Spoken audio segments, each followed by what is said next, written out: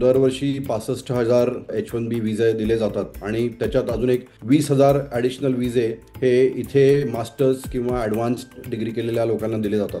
ॲमेझॉनकडे सगळ्यात जास्ती H1B विजा holders आहेत जे भारतीय आहेत. मागच्या वर्षी 4 लाख H1B विजा टोटल अप्रूव्ह झाले होते. त्यातले जवळजवळ 70% भारतीय. मागा मुवमेंट जी आहे, मेक अमेरिका ग्रेट अगेन, त्याच्यामध्ये एक महत्त्वाची गोष्ट अशी आहे की इथल्या भूमिपुत्रांचा जो मुद्दा आहे की त्यांना नोकऱ्या दिल्या पाहिजेत, त्यांना नोकरीत प्रेफरन्स दिला पाहिजे आणि बाहेरच्या लोकांना जास्ती पैसे देऊन इथे कशाला आणताय वगैरे वगैरे.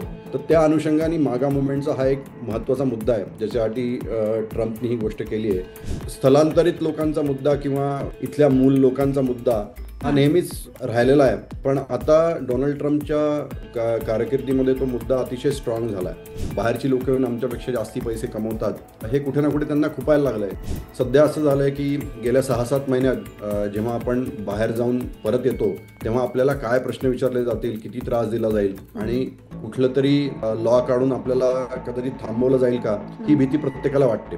इथल्या बऱ्याच भारतीयांनी सुद्धा डोनाल्ड ट्रम्पला मत दिलं होतं. त्यांना असं वाटलं होतं की टॅक्सेससाठी डोनाल्ड ट्रम्पचा फायदा होईल आणि डोनाल्ड ट्रम्प हा इंडियाचा किंवा इंडियन्सचा अतिशय क्लोज मित्र आहे. मूळ त्यांचं कॅरेक्टरच ते आहे की ते अतिशय अनप्रेडिक्टेबल आहे, त्यांच्याविषयी काही सांगणं अवघड असतं. तर सध्या हा मुद्दा आहे, मे बी आठवडा 2 आठवड्यात ते पूर्णतः 180 डिग्री वळतील आणि त्याच्या विरुद्ध बोलायला लागतील असंही होऊ शकतं.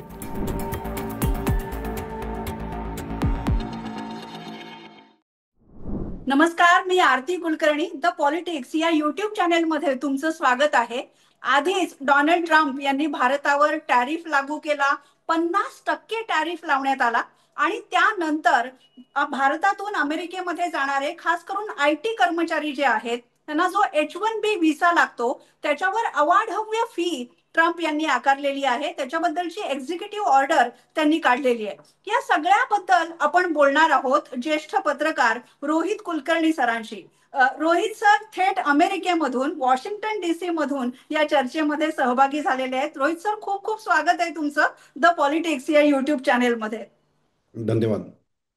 रोहित कुलकर्णी यांनी व्हॉइस ऑफ अमेरिका या चॅनेलचं संपादक म्हणून काम केलेलं आहे. ते अनेक वर्ष अमेरिकेमध्ये पत्रकारिता करतायत आणि म्हणूनच डोनाल्ड ट्रम्प यांच्या निर्णयाची अमेरिकेतली बाजू काय आहे, भारतावर त्याचे काय परिणाम होणार आहेत, हे सगळं आपण बोलणार आहोत.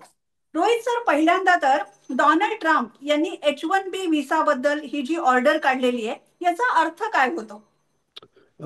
H1B व्हिसा जो आहे तो अमेरिकेच्या 1990 सालाच्या इमिग्रेशन ॲक्ट नंतर लागू करण्यात आला. 92 साली हा विजा प्रोग्राम चालू झाला आणि हा विजा अमेरिकेतल्या ज्या कंपनीज आहेत त्या टेम्पररी बेसिसवरती बाहेरच्या देशातून जे वर्कर्स त्यांच्याकडे काम करतात त्यांना स्पॉन्सर करण्यासाठी म्हणून हा विजा सुरू केला होता. आत्तापर्यंत दरवर्षी 65,000 H1B विजे दिले जातात आणि त्याच्यात अजून एक 20,000 ॲडिशनल विजे हे इथे मास्टर्स किंवा ॲडव्हान्स्ड डिग्री केलेल्या लोकांना दिले जातात. आणि या विजाची फी साधारण वर्षाची फी, त्याला एक वन टाईम फी म्हणतात. जी कंपनी हा विजा स्पॉन्सर करायची ती कंपनी ती फी भरायची, ती साधारण $1,000 ते $5,000 मध्ये होती. पण ही नवीन एक्झिक्युटिव्ह ऑर्डर जी राष्ट्रपती ट्रम्पनी काढली त्यांनी ती फी अचानक $1,000 ते $5,000 वरून $1,00,000 म्हणजे जवळजवळ आजच्या याच्यात जवळजवळ 85 लाख ते 88 लाख रुपये केली.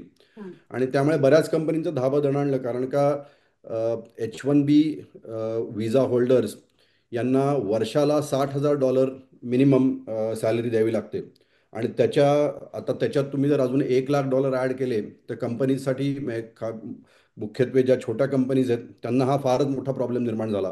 तर त्यामुळे जेव्हा ही एक्झिक्युटिव्ह ऑर्डर काढली तेव्हा इथे खूप कन्फ्युजन निर्माण झालं की नक्की याचा अर्थ काय आहे, की जी लोक आत्ता व्हिसा होल्डर्स आहेत त्यांनाही ही फी भरायची आहे का, जी लोक देशाच्या बाहेर पडली आहेत त्यांनी ही फी भरली आहे त्याचं एखादं सर्टिफिकेट त्यांना बरोबर ठेवावं लागेल का इथे अमेरिकेत परत येताना वगैरे वगैरे.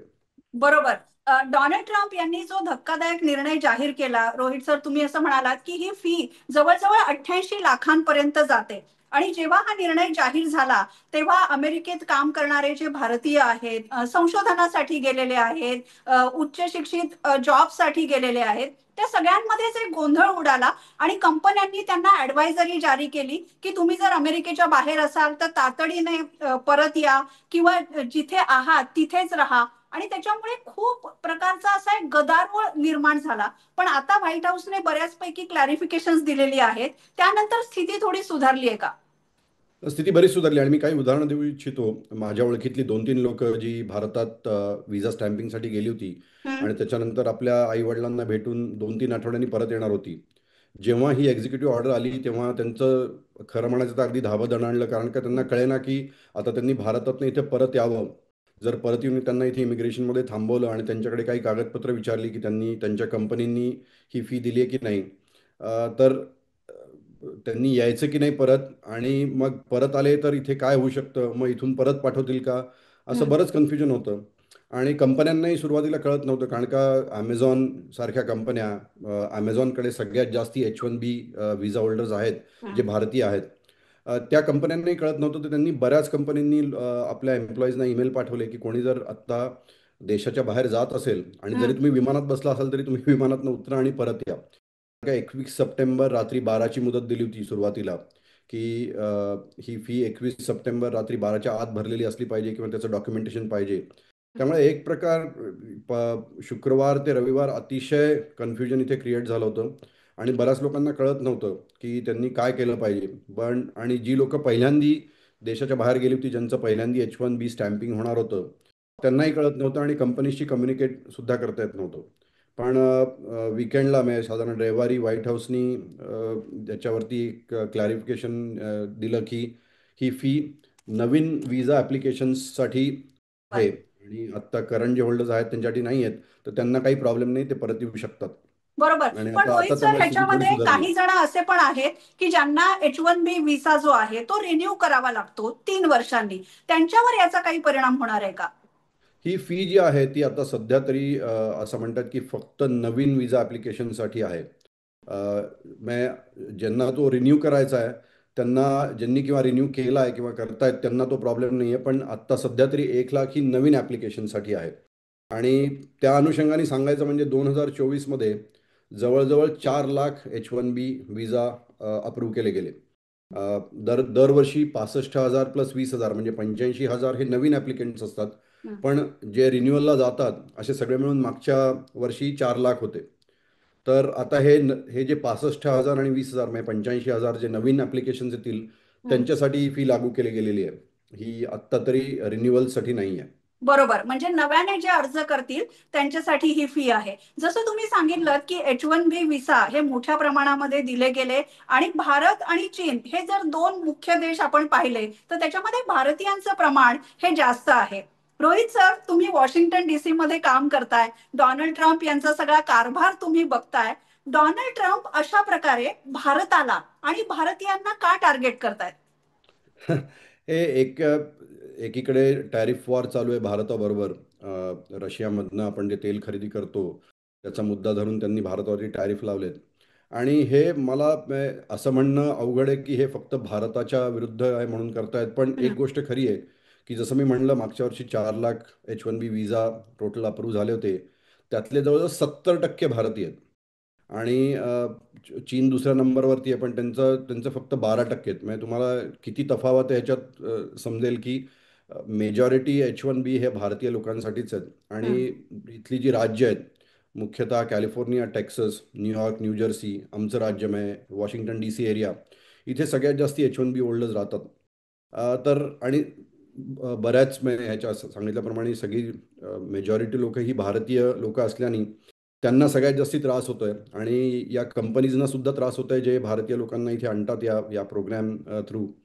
तर एका अर्थाने असं म्हणता येईल की ही एक यांना भारताला टॅरिफच्या बरोबर थोडंफार चोख उत्तर देण्यासाठी म्हणून केलेली स्ट्रॅटेजी असू शकते. पण डायरेक्टली असं सांगणं अवघड आहे, कारण का शेवटी पैसे कंपन्यांना भरायचे आहेत आणि त्या कंपनीज अमेरिकन आहेत. तर मे बी मागा मुवमेंट जी आहे, मेक अमेरिका ग्रेट अगेन, त्याच्यामध्ये एक महत्त्वाची गोष्ट अशी आहे की इथल्या भूमिपुत्रांचा जो मुद्दा आहे की त्यांना त्यांना नोकऱ्या दिल्या पाहिजेत, त्यांना हं. नोकरीत प्रेफरन्स दिला पाहिजे आणि बाहेरच्या लोकांना जास्ती पैसे देऊन इथे कशाला आणताय वगैरे वगैरे. तर त्या अनुषंगाने मागा मुवमेंटचा हा एक महत्त्वाचा मुद्दा आहे ज्याच्यासाठी ट्रम्पनी ही गोष्ट केली आहे. हं. आणि कदाचित आता लवकरच ह्याच्यावरती कोर्टात जाऊन कोणीतरी स्टे ऑर्डर पण आणेल. त्यामुळे पुढे काय होईल हे माहिती नाही अजून. पण ट्रम्पनी आपल्या सपोर्टर्ससाठी, त्यांच्या समर्थकांसाठी काहीतरी केलं, हे त्यांचा दाखवायचा प्रयत्न आहे. ही गोष्ट बरोबर. नक्की आहे. ट्रम्प यांची घोषणा राजकीय तर जरूर आहे, पण तुम्ही जसं सांगताय की अमेरिकेच्या निवडणुकीपासूनच स्थलांतरितांचा मुद्दा तिथे चांगलाच गाजतोय. आता भारताच्या बद्दल बोलायचं झालं रोहित सर, तर अनेकांच्या मनात एक अमेरिकन ड्रीम अजूनही असतं. म्हणजे तुम्ही ज्यावेळेस अमेरिकेला गेला होता त्यावेळेसची सिच्युएशन सुद्धा तुम्हाला आठवत असेल. आणि आता खास करून आयटी क्षेत्रामध्ये तर काम करणारे लोक आहेतच, पण त्याबरोबरच तंत्रज्ञान क्षेत्रामध्ये, एआय मध्ये ज्यांना खूप प्रगती करायची आहे ते अमेरिकेमध्ये शिक्षण घ्यायला जातात. उच्च शिक्षण, पीएचडी लेवलचं शिक्षण करण्यासाठी जातात. आणि मग त्यासाठी अगदी तब्बल 1 कोटी पर्यंत सुद्धा कर्ज इथे मुलांना घ्यावं लागतं. याचा काय नेमका परिणाम होतोय? तिथे असणाऱ्या भारतीयांवर कोणत्या प्रकारचा दबाव आहे?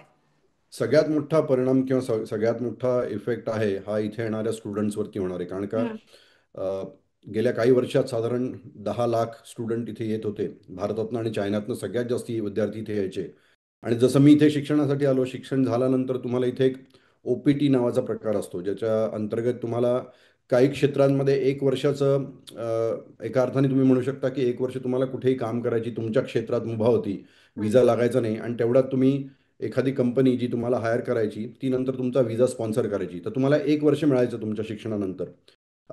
गेल्या काही वर्षात त्याच्यात थोडा बदल झाला होता की जी लोक स्टेम शिकतायत, म्हणजे सायन्स, इंजिनिअरिंग, टेक्नॉलॉजी आणि हम्म. मॅथ्स, या क्षेत्रात जी आहेत, मुख्यतः इनोव्हेशन आणि टेक्नॉलॉजी किंवा मेडिसिन या या क्षेत्रामध्ये तुम्ही म्हणलात त्याप्रमाणे रिसर्चमध्ये आहेत, संशोधनामध्ये आहेत, किंवा यु नो मोस्टली टेक्नॉलॉजीशी रिलेटेड काहीतरी गोष्टी बरोबर. करतायत, त्यांच्यासाठी हा जो OPT होता, हा प्रोग्राम जवळजवळ 3 वर्षाचा करण्यात आला होता. हम्म. तर त्यांना शिक्षण संपल्यानंतर 3 वर्ष होतं की ज्याच्यात ते इथे कुठल्याही कंपनीबरोबर काम करू शकायचे त्यांच्या क्षेत्रातल्या. आणि मग त्या कंपनींना त्यांचं काम आवडलं तर त्या त्यांना व्हिजाही स्पॉन्सर करायचा. आता ही जी गोष्ट आहे जिथे H1साठी $1 लाख मागतायत, हम्म. मे बी असं होईल की कंपनीज, बऱ्याचशा ज्या छोट्या कंपनीज आहेत, आता ॲमेझॉनकडे जवळजवळ 14,000 H1B आहेत मी म्हणल्याप्रमाणे, पण बऱ्याच कंपनीज आहेत त्या छोट्या आहेत, त्यांची कॅपॅसिटी नाही आहे $1 लाख देण्याची.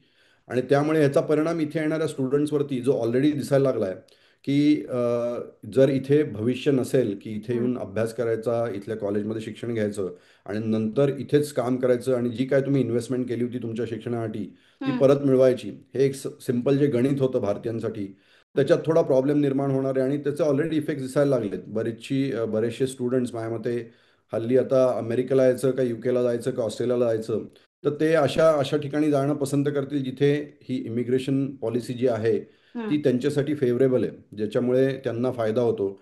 आणि एकूण या सगळ्या प्रकाराचा फायदा माझ्या दृष्टीने युरोप, इंग्लंड किंवा इवन UAE सारखे देश, ऑस्ट्रेलिया सारखे देश घेऊ शकतात. कारण का त्यांची इमिग्रेशन पॉलिसी जास्ती ओपन आहे. त्यामुळे ज्याला ब्रेन ड्रेन म्हणतात, म्हणजे पूर्वी म्हणायचं की भारतातनं ब्रेन ड्रेन होते, भारतातले सगळे हुशार लोक इकडे येत आहेत, आता इथे रिव्हर्स ब्रेन ड्रेन होऊ शकते त्याच्यामुळे.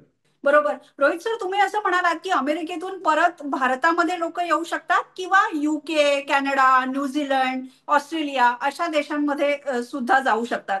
पण अमेरिकेमध्ये जेव्हा हा H1B व्हिसाचा विषय निघाला, तेव्हा भारतातून अमेरिकेत गेलेले जे प्रख्यात तंत्रज्ञ आहेत, म्हणजे सुंदर पिचाई असतील, सत्या नदेला असतील, यांची उदाहरणं दिली गेली की हे सगळेजण H1B व्हिसावरच तिकडे गेले आणि आज अमेरिकेमधल्या कंपन्यांमध्ये मोठमोठ्या पदावर हे लोक आहेत.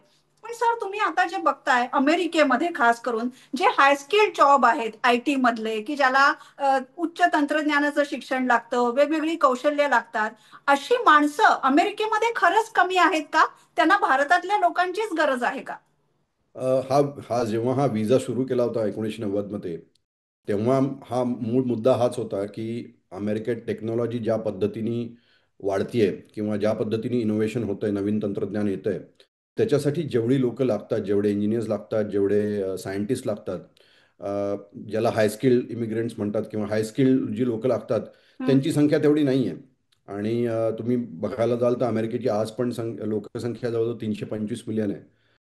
आणि भारताची 1.4 बिलियन आहे, म्हणजे एकशे हम्म. चाळीस करोड आणि आपण म्हणजे अमेरिकेची लोकसंख्या 1/4 आहे.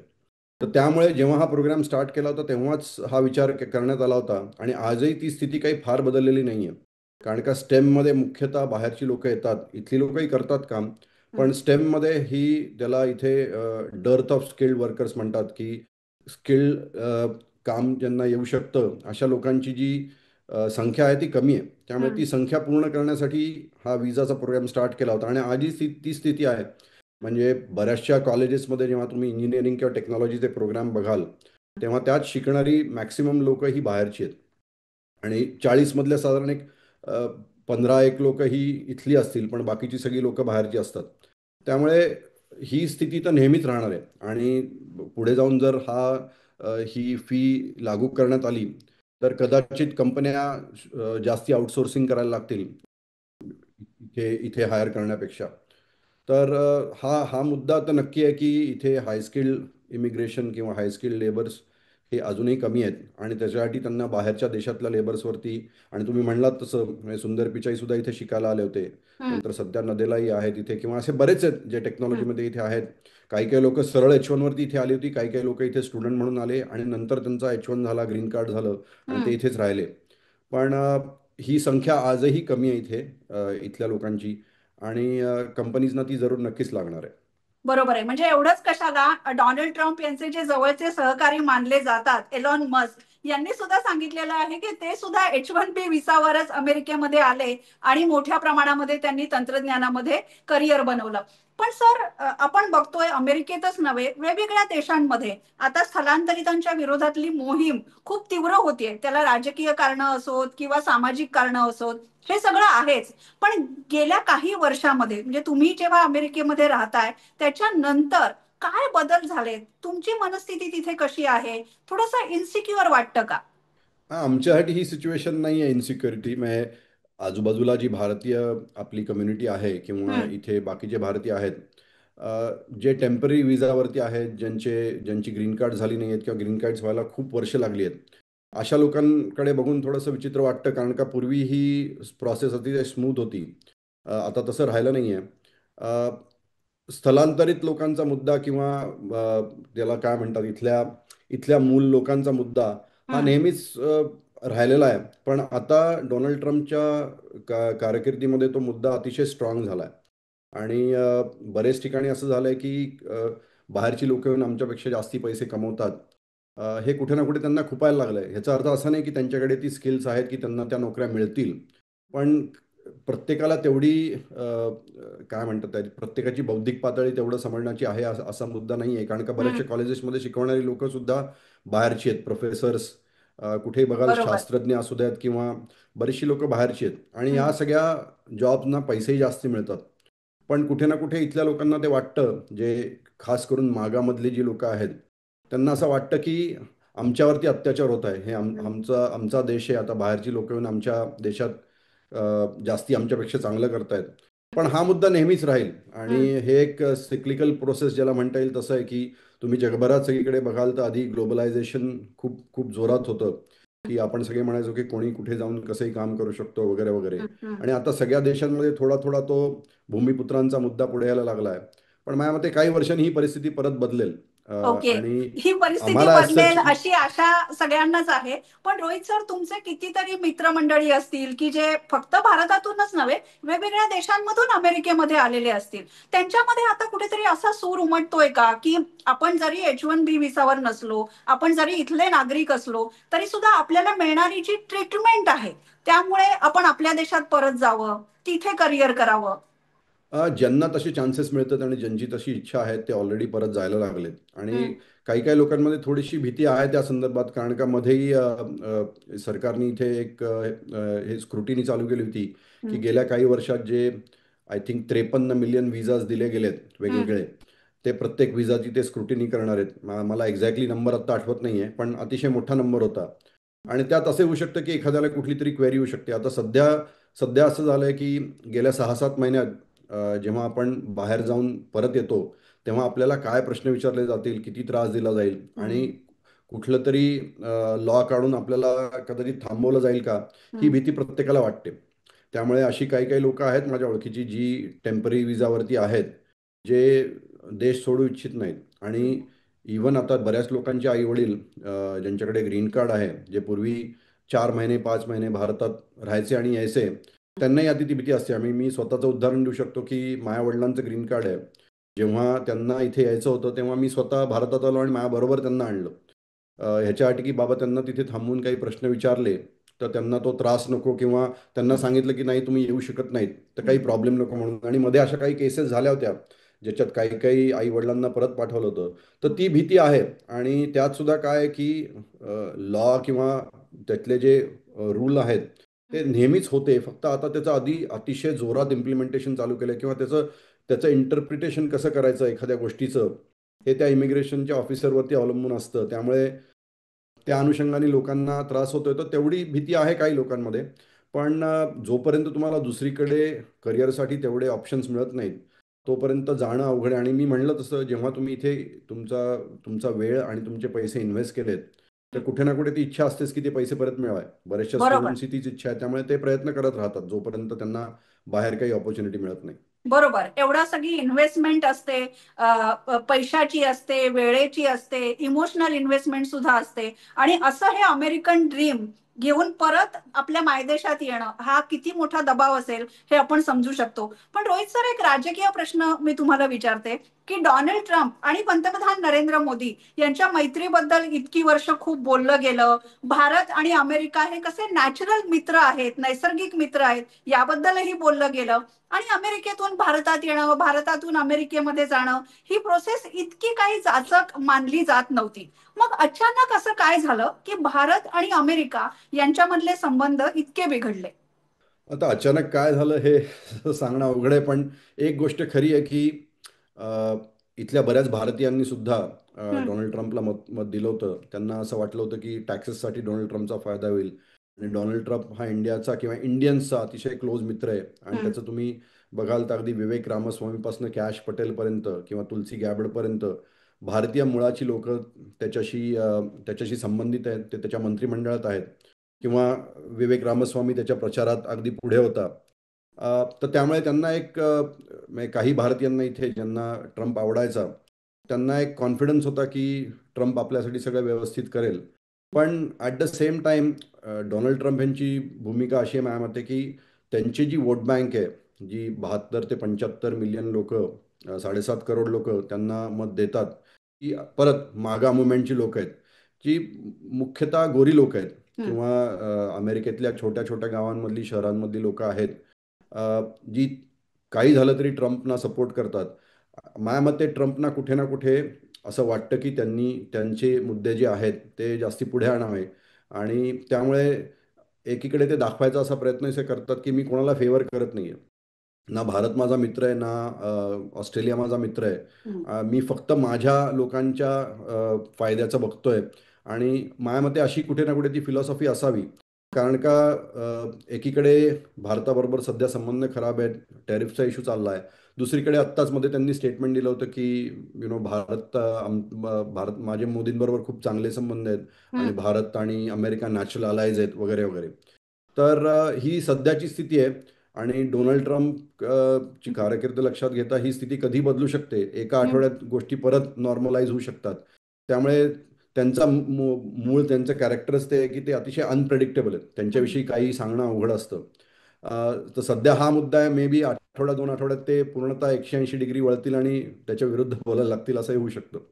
तसं सो झालं तर अनेक भारतीयांच्यासाठी हा मोठा दिलासा असेल. आणि तुम्ही जसं म्हणालात की एकीकडे ट्रेड डील सुरू आहे भारत आणि अमेरिकेचं, आणि त्याच्यामध्ये जर बोलणी अजून पुढे गेली, भारत अमेरिकेच्या संबंधांमध्ये पुन्हा एकदा एका चांगल्या पर्वाची सुरुवात झाली, तर कदाचित हे निर्णय सुद्धा बदलू शकतात. रोहित सर, असंही बोललं जातंय की खास करून आयटी इंडस्ट्रीवर किंवा वेगवेगळ्या फील्ड्सवर सध्या एआय म्हणजे कृत्रिम बुद्धिमत्ता क्षेत्राचा खूप दबाव आहे. त्याच्यामुळे अनेकांचे जॉब्स ऑलरेडी जात आहेत. आणि त्याच्यामध्ये आता पुन्हा एकदा हा स्थलांतरितांचा मुद्दा आलेला आहे. या परिस्थितीमध्ये तुम्हाला काय वाटतं, अमेरिकेमध्ये जाणारे जे भारतीय आहेत त्यांचं फ्युचर कसं असेल? सध्या ए आयच्या दृष्टीने हा एक ट्रान्झिशनचा पिरियड आहे. जेव्हा हम्म. जेव्हा जेव्हा नवीन टेक्नॉलॉजी येते तेव्हा काही जॉब जातात आणि काही जॉब नंतर त्याच्यामुळे निर्माण होतात. ए आय बद्दलही ऑब्व्हियसली तसंच म्हणलं जातं की ए आयमुळे भविष्यात भरपूर जॉब निर्माण होतील. त्याचं अजून तसं दिसत नाही आहे. सध्या बरेचसे जॉब त्याच्यामुळे जात आहेत, बरेचसे फंक्शन्स ही ए आयने घेतलेत. हं, पण याचा अर्थ असा नाही की भविष्यात त्याच्यामुळे जॉब निर्माण होणार नाहीत, कारण का मस्सारखी लोक किंवा बऱ्याचशा कंपनीज हं, ऑलरेडी ए मध्ये भरपूर इन्व्हेस्टमेंट करतायत. फक्त जॉबचं स्वरूप बदलेल आणि अपेक्षा हीच आहे की ए आयमुळे जास्तीत जास्त जॉब निर्माण होतील. अ, पण त्याला किती वर्ष लागतील ते माहिती नाही. सध्या स्थिती अशी आहे की सध्या ए आयमुळे बरेच जॉब्समध्ये बऱ्याच जॉब्सची संख्या कमी झाली आहे. खास हं. करून काही काही क्षेत्रांमध्ये मीडिया क्षेत्र, हो. मार्केटिंगचं क्षेत्र आणि अशी बरीच क्षेत्र आहेत ज्याच्यामधल्या बऱ्याचशा फंक्शन ज्या आहेत, ज्या ए आयने टेक ओव्हर केल्या आहेत, ज्या ए आयची सिस्टीम करते.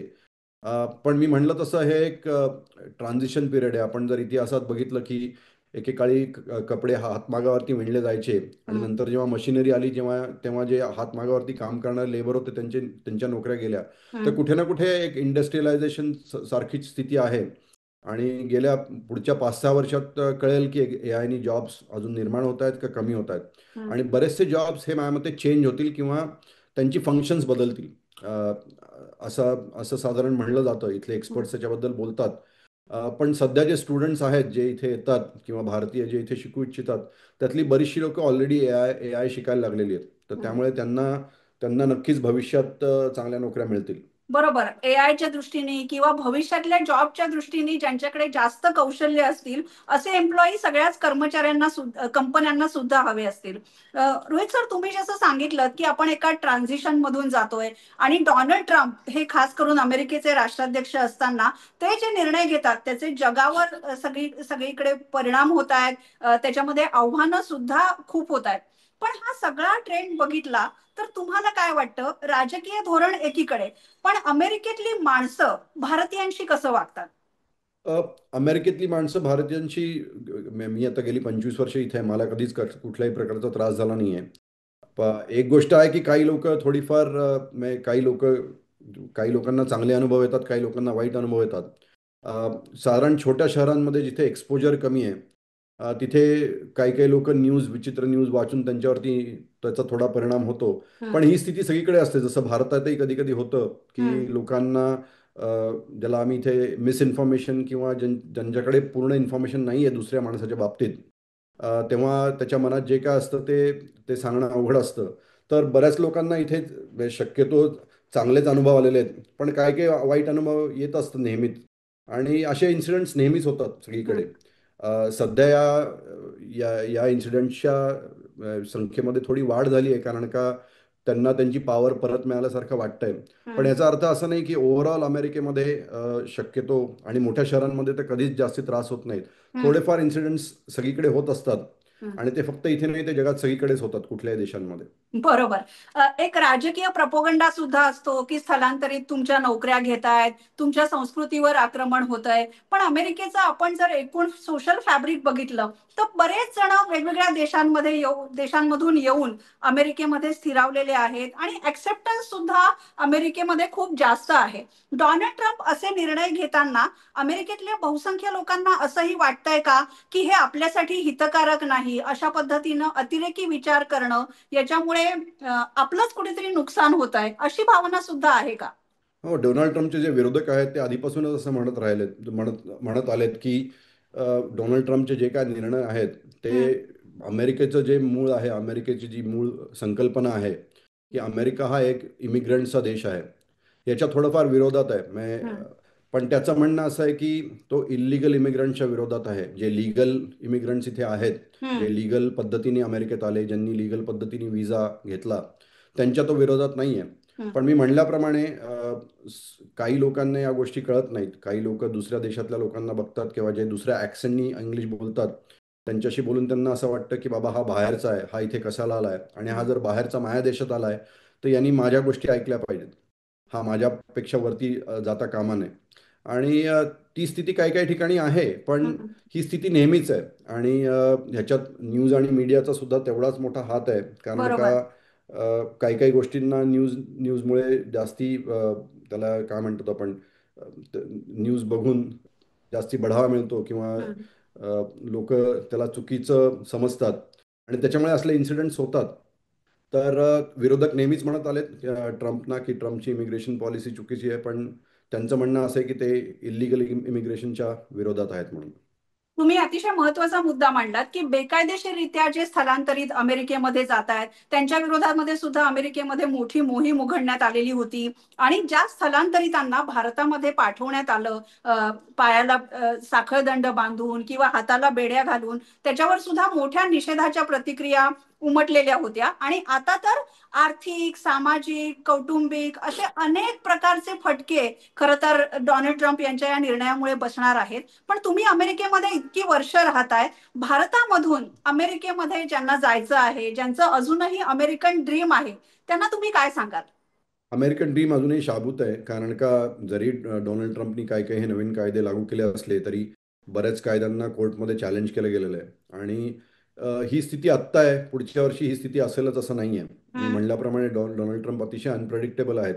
आणि कुठे ना कुठे ते बिझनेसमन असल्याने ते शेवटी इंडस्ट्रीच्या फायद्यासाठीच डिसिजन घेतील हम्म, अशी स्थिती आहे. आणि अमेरिकन लॉ किंवा अमेरिकन कॉन्स्टिट्यूशन इतकं स्ट्रॉंग आहे हम्म. की एखादा माणूस त्यात जास्ती फेरफार करू शकत नाही. त्यामुळे जरी ही आत्ता स्थिती असली तरी ही स्थिती राहीलच असं नाही आहे. आणि शिक्षणासाठी किंवा काही नवीन शिकण्यासाठी अमेरिकेतली कॉलेजेस किंवा इन्स्टिट्यूशन्स अजूनही जगातली सगळ्यात उत्तम आहेत, त्यात काही फरक पडलेला नाही आहे. त्यामुळे जी लोक इथे येऊ शकतात, येऊ इच्छितात किंवा अ, आणि जे आत्ताचे न्यूज बघून किंवा जे काय चाललंय बघून थोडेसे डिसअपॉइंट झालेत, त्यांना मी एवढंच सांगू शकतो की ही टेम्पररी सिच्युएशन आहे. याचा अर्थ हे परमनंट राहील असं नाही आहे. कुठलीच गोष्ट परमनंट राहत नाही. आणि मी म्हणल्याप्रमाणे अमेरिकन ड्रीम अजूनही तितकीच शाबूत आहे जितकी ती 20-25 वर्ष आधी होती. हो, पण रोहित सर, बऱ्याच जणांना असंही वाटतंय की हा एक आदर्शवाद आहे. अजून डोनाल्ड ट्रम्प जवळजवळ 3.5 वर्ष अमेरिकेचे राष्ट्राध्यक्ष राहणार आहेत आणि ते अर्थातच अमेरिकेच्या हिताचे निर्णय घेणार. मेक अमेरिका ग्रेट अगेन हे त्यांचं जे बोधवाक्य आहे, हे सुद्धा ते पुढे सुरूच ठेवणार. मग अशा वेळेस भारतीयांनी हा धोका पत्करावा का? तो प्रत्येकाचा इंडिव्हिज्युअल निर्णय आहे. पण मी जसं म्हणलं तसं की जर तुमच्याकडे काही स्किल सेट आहे आणि हम्म, तुम्हाला तो स्किल सेट, कधी कधी असंही होतं की बाहेरच्या ठिकाणी असल्या ऑपॉर्च्युनिटीज मिळत नाहीत काही स्किल सेट्सना. आणि तोच त्या स्किल सेटला जर इथे ऑपॉर्च्युनिटी असेल तर तुम्ही नक्कीच इथे यावं आणि हम्म, नक्कीच तुमचं सगळं व्यवस्थित होईल. आणि मी म्हणल्याप्रमाणे स्टुडंटच्या संख्येमध्ये कदाचित त्याच्यावरती मेजर परिणाम होईल की त्याची हो, संख्या कमी होईल. पण तुम्ही जर दुसऱ्या देशात जायचं ठरवलं, जसं ऑस्ट्रेलिया आहे किंवा इंग्लंड आहे, तिथे एवढ्या ऑपॉर्च्युनिटीज असतीलच असं नाही आहे.